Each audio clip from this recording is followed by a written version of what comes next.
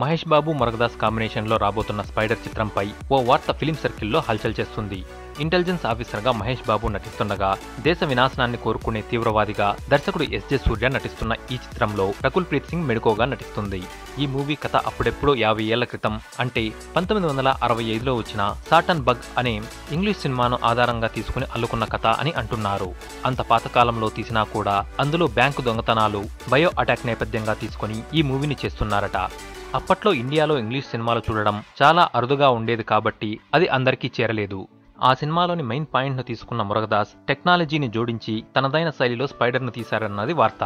ఇది ఎంతవరకు నిజమో తెలియదు కానీ ప్రస్తుతం స్పైడర్ కథ ఇదే అంటూ సోషల్ మీడియాలో ప్రచారం అవుతుంది.